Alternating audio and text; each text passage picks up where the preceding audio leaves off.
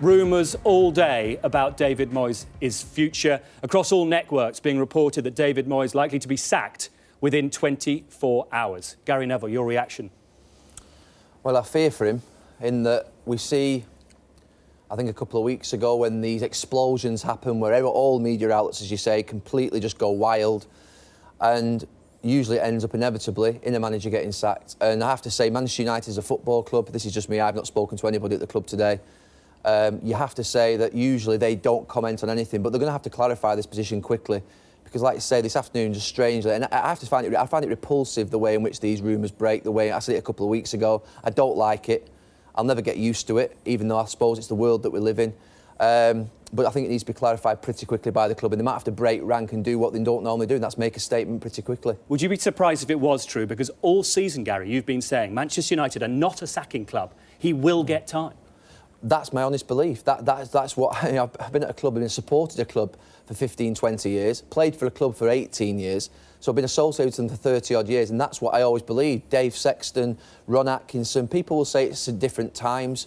Alex Ferguson himself got time in his early years when it was difficult for him. So I genuinely believe when you give him on a 6-year contract that he deserves the opportunity and the time, and professionally, out of respect. You know, the reason we're sat here is because we look at football management and think it has been a world of madness. An absolute world of madness where the average manager gets sacked every 12 months. And I've always felt that Manchester United should be different, hold itself up as a club that basically stands against, if you like, what's happening in the game. We used to laugh at Italy 20 years ago and say that it's ridiculous what happens there. Now we've almost become accustomed to it. I think fans are well within their rights. They're the only people, but I don't like it when professional people, you know, if you think about people inside the game, come out with statements to suggest that a manager should be sacked. It's not something that you'll ever hear from me because it's a difficult job, something that I've never done. And like I say, for David Moyes, I do fear for him because of the explosion that's happened today. But I'm hoping the club will just come out and clarify it, and maybe it won't be true. But, Gary, were there signs yesterday's game, that the players weren't playing for him? Look, it's the easiest thing in the world, that the desire question. And, you know, we've watched it a lot of times over this last 2 or 3 years, games where you think it's the easiest conclusion to come to. You know, 10 days ago in Bayern Munich for an hour and against Bayern Munich 2 weeks ago, those players were fighting for their lives, playing against the best team in Europe and actually holding their own for parts of that game. Yesterday was a poor performance, and some of the performances this season have been shocking, I have to say. I mean, well below the acceptable levels, totally unacceptable, and it's not doing David Moyes any favours. Yesterday was a really poor performance. Make no mistake about that. You know, the idea that they had possession is a waste of time. I called it meaningless during the match, and I don't change my stance on that. That's not Manchester United. Manchester United have cutting-edge brutality in attacks.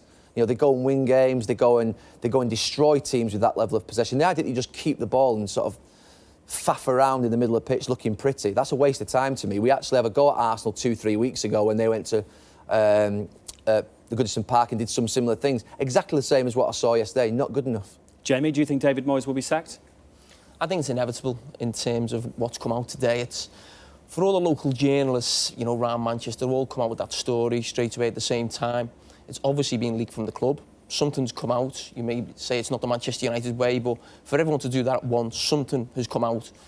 I've always been with you and said David Moyes should be given at least 18 months, 2 years, buy his own players, bring them in.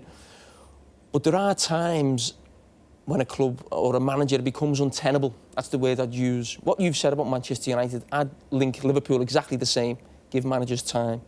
But we had Roy Hodgson come in.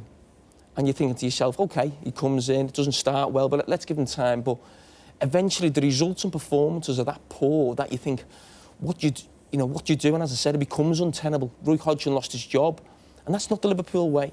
I've had other managers who've had what you could call poor first season. Look at Brendan Rodgers last year. Liverpool finished 7th. But up until Christmas, it was very poor. But he brings Sturridge and Coutinho. Then the results at the end of the season was top 4 form. So it gave you that hope and belief things were going to get better.